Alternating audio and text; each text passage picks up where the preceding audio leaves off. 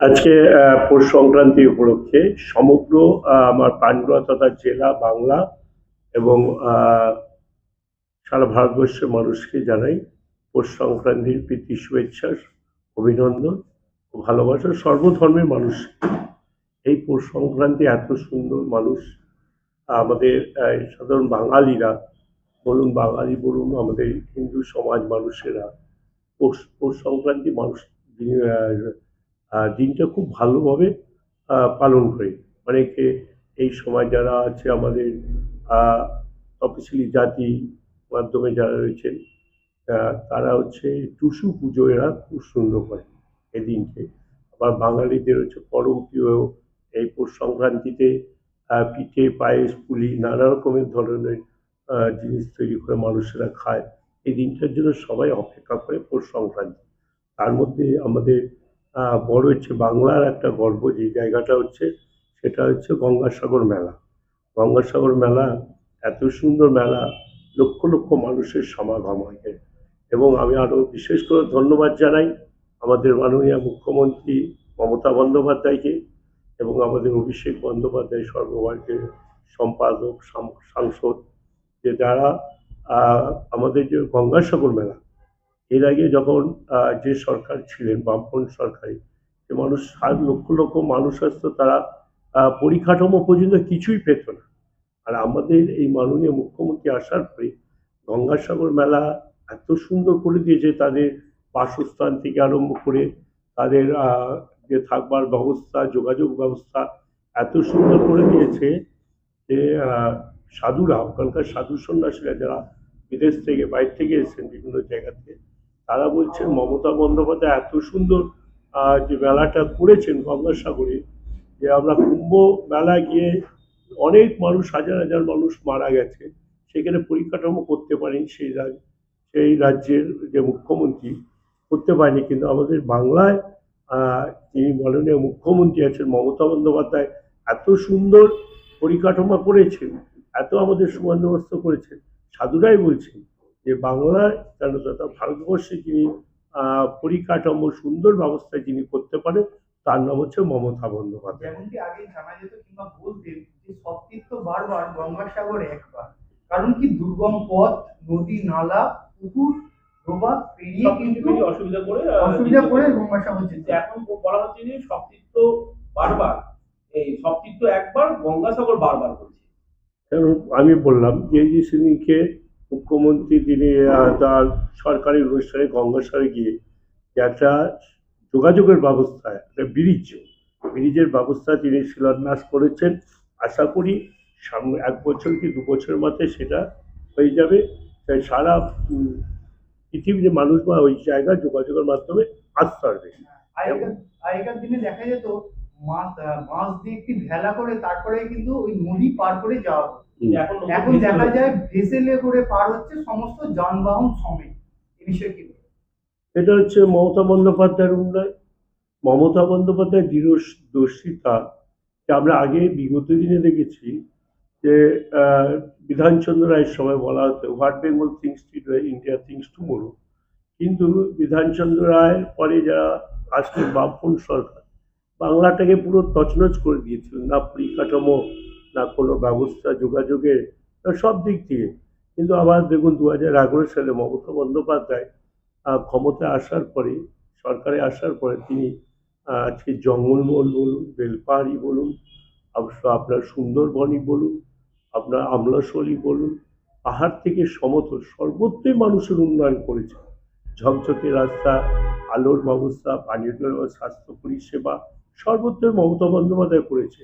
এবং দেখুন মানুষ, আমি উন্নয়নের পাঁচালী যখন যাচ্ছি মমতা বন্দ্যোপাধ্যায় এতটা প্রকল্প বলতে, মানুষকে বলতে হচ্ছে না, শুধু একবার জিজ্ঞাসা করতে এসে যে আমরা দিদির পক্ষ থেকে এসেছি মমতা বন্দ্যোপাধ্যায় উন্নয়নের বলে, দেখুন আমরা সব পেয়েছি, দিদিমণি যা যা দিয়েছেন আমরা পেয়েছি। আমাদের হয়তো একটু সমস্যা হতে পারে, সেই সমস্যাগুলোই শুনতে গেছি। হয়তো পানীয় জলের ব্যবস্থা একটু বলছে। আমার পান্ডুয়া ব্লকে যেটা মমতা বন্দ্যোপাধ্যায় করেছে, বালাঘাট টু পান্ডুয়া পানীয় জলে প্রায় 200 কোটি টাকার উপর দিয়ে মানুষ আর 2 মাস পরে বাড়ি বাড়ি জল পাবে। এলাকার মানুষ এত খুশি, মমতা বন্দ্যোপাধ্যায় ছাড়া আশা করি বাংলায় মমতা বন্দ্যোপাধ্যায় বাংলায় কেন ভারতবর্ষে মমতা বন্দ্যোপাধ্যায়ের মতো মুখ্যমন্ত্রী আমরা 500 বছরেও পাবো না। মমতা বন্দ্যোপাধ্যায় এত কাজ করেছে। এখান থেকে বহু গ্রামবাসীদের মুখ থেকে শোনা গেল যে আপনার হাত ধরেই সমস্ত কিছু উন্নয়ন বিষয়ে কি বলবেন? পান্ডুয়ার ক্ষেত্রে দেখুন, আমি যখন পঞ্চায়েত সমিতিতে ছিলাম তখন আমি ডেভেলপমেন্ট প্রচুর করেছি। লড়াই করে মানুষের অভিযোগ, অনেক মানুষ এক হাঁটু কাদা, সেই সব জায়গায় আমি ঢালাই রাস্তা করে দিয়েছি। তারপরে আমি যখন ব্লকের দায়িত্বে ছিলাম আমি 7.5 কোটি টাকার কাজ করেছি পঞ্চায়েত সমিতি, তারপর তো জেলা পরিষদ ওইসবের মাধ্যমে করেছি। আর সব থেকে বড় বিষয় হচ্ছে আপনার বড় বিষয় হচ্ছে সবসময় আপনার আমি ব্লকে যখন ছিলাম 120টা রাস্তা আমাকে দিয়েছেন মাননীয় মুখ্যমন্ত্রী এবং অভিষেক বন্দ্যোপাধ্যায়। তাই 120টা রাস্তা আমি করে দিয়েছি। পান্ডুয়ার স্বাস্থ্য বলুন, পান্ডুয়ার যে কোনো পঞ্চায়েতের রাস্তা, আলো, পানীয় জল সর্বত্রই কিন্তু আপনার মাধ্যমে মানুষ আমার কাছে আসে, আমি সেই পরিষেবাগুলো দিয়ে কাজগুলো করে দিই। 2026 নির্বাচনে কতটা এগিয়ে আছেন?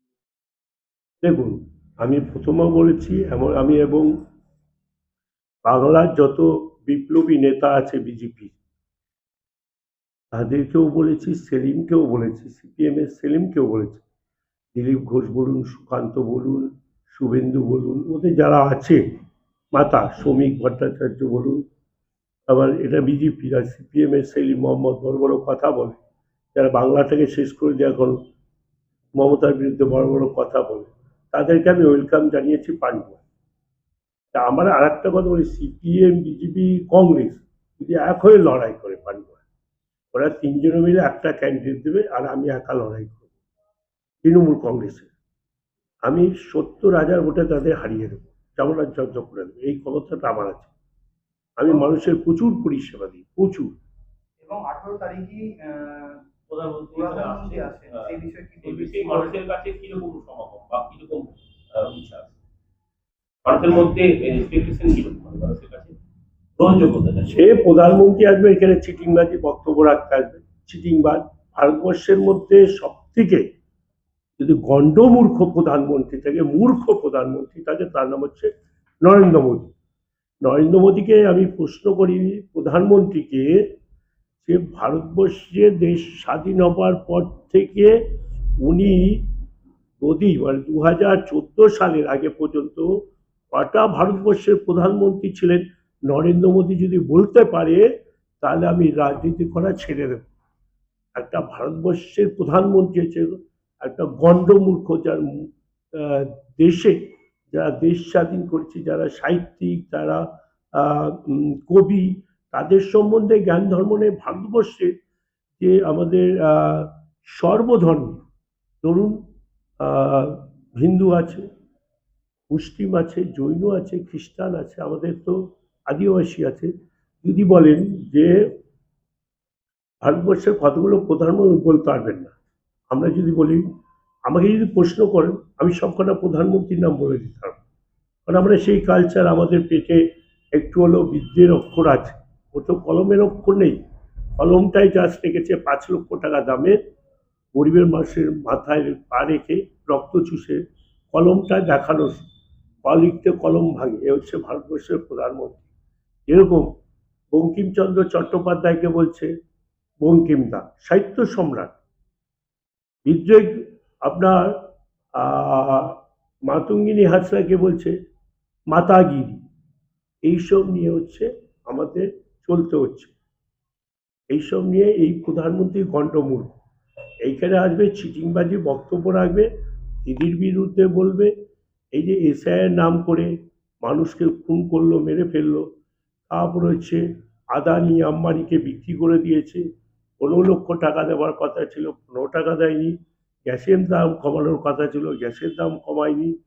বেকার কি বললো, বাংলা ভারতবর্ষে 2 কোটি চাকরি দেবো বছরে, আজকে প্রায় 12 বছর হলো পড়লো, 12 বছরে প্রায় 2 কোটি হলে 12 দুগুণে 24 কোটি, মানে 24 কোটি 24 জনকে চাকরি দেয়নি। রেল বেসরকারিকরণ, এয়ারলাইন্স বেসরকারিকরণ, LIC বেসরকারীকরণ, আদানি আম্বানিকে মুনাফা পাইয়ে দিল, যে ব্রিটিশের আমরা ব্রিটিশ সাম্রাজ্যের অধীনে রয়েছি।